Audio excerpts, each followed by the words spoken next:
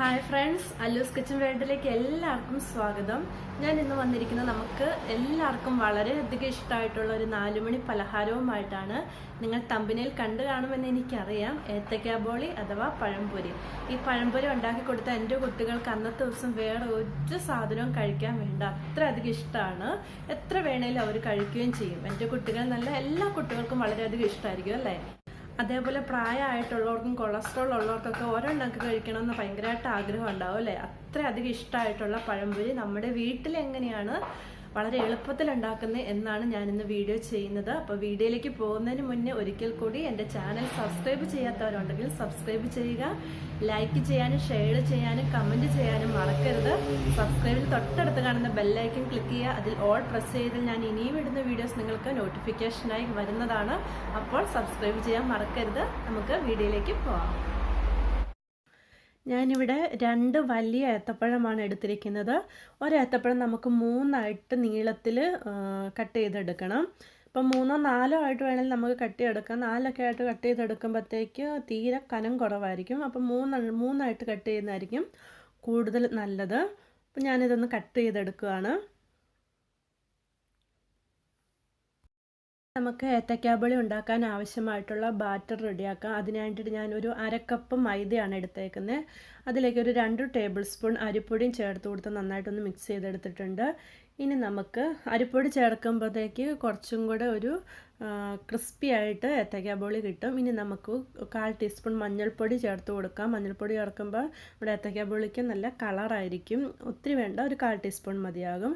ഇനി അതിലേക്ക് 1 table spoon പഞ്ചസാരയും ആവശ്യത്തിന് ഉപ്പും ചേർത്ത് നമുക്ക് നല്ലതുപോലെ മിക്സ് ചെയ്തെടുക്കാം.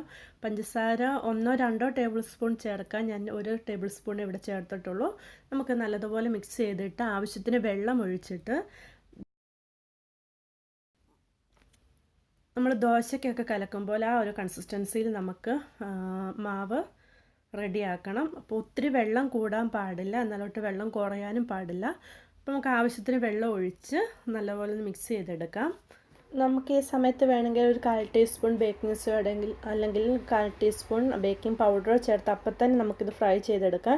ഞാനിതൊരു 10 മിനിറ്റ് റെസ്റ്റ് ചെയ്യാൻ വെക്കുവാണ്. ആ ടൈമിൽ നമുക്ക് നമ്മുടെ ഓയിൽ ചൂടാക്കി എടുക്കാം. ഞാനിവിടെ സൺഫ്ലവർ ഓയിലാണ് എടുത്തേക്കുന്നത്. നമുക്ക് നമ്മുടെ ഓയിൽ ചൂടായിട്ടുണ്ടോ എന്നൊന്ന് നോക്കാം. ഓക്കെ, നമ്മുടെ ഓയിൽ നന്നായിട്ട് ചൂടായിട്ടുണ്ട്. ഇനി നമുക്ക് നമ്മൾ കട്ട് ചെയ്ത് വെച്ചിരിക്കുന്ന ഏത്തയ്ക്ക മാവിൽ മുക്കിയിട്ട് നമുക്ക് നന്നായിട്ട് ഫ്രൈ ചെയ്തെടുക്കാം. ഇതേപോലെ ഹാൻഡിലുള്ള പാനാണെങ്കിൽ നമുക്ക് ഓപ്പോസിറ്റ് സൈഡിലോട്ട് അതിൻ്റെ ഹാൻഡിൽ ഒന്ന് തിരിച്ച് വെക്കുവാണെങ്കിൽ നമ്മുടെ കൈയൊക്കെ തട്ടി ചിലപ്പോൾ ഈ ഹാൻഡിലെ കൈ തട്ടി ഓയിൽ നമ്മുടെ ദേഹത്തോട്ട് വരാൻ സാധ്യതയുണ്ട്. അങ്ങനെ മാറ്റി വെക്കുന്നത് വളരെ നല്ലതാണ്. നമുക്ക് മാവിൽ മുക്കി വെച്ച് ഓരോന്നായിട്ട് ഫ്രൈ ചെയ്തെടുക്കാം.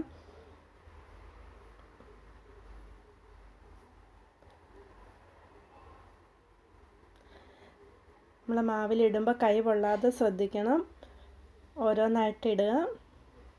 നല്ലപോലെ എണ്ണ ചൂടായതിന് ശേഷം മാത്രം നമ്മൾ ഫ്രൈ ചെയ്യുക. അപ്പോൾ എണ്ണ ചൂടായില്ല എന്നുണ്ടെങ്കിൽ ഒരുപാട് എണ്ണ നമ്മുടെ ഏത്തക്ക ബോളിയിലുണ്ടാവും. അപ്പോൾ നല്ലപോലെ എണ്ണ ചൂടായിട്ടാണെങ്കിൽ അതിനും വരത്തില്ല. ഇപ്പോൾ നമ്മുടെ ഏത്തക്ക ബോളി റെഡി ആയിട്ടുണ്ട്. ഇനി നമുക്കിതൊന്ന് വാങ്ങി വയ്ക്കാം. അപ്പോൾ ബാലൻസ് ഉള്ള ഏത്തക്കായ നമുക്കിതേപോലെ ഫ്രൈ ചെയ്തെടുക്കാം.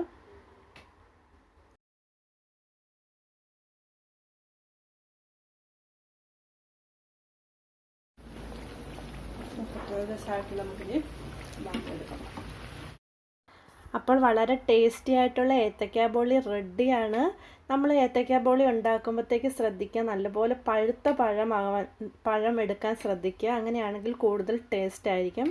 ഇപ്പോൾ നമ്മുടെ ഇത് മാവൊക്കെ നല്ല കറക്റ്റായിട്ട് വന്നിട്ടുണ്ട്, കട്ടിയൊന്നും കൂടിയിട്ടില്ല. അപ്പോൾ നിങ്ങളെല്ലാവരും ഏത്തക്ക ബോളി ഉണ്ടാക്കി കഴിക്കുക. അപ്പോൾ കമൻറ്റ് ചെയ്യാൻ മറക്കരുത്. അതേപോലെ സബ്സ്ക്രൈബ് ചെയ്യാനും ഇതിൽ നല്ല വീഡിയോയുമായിട്ട് ഇനിയും ഞാൻ വരുന്നതാണ്. Bye bye. Thank you.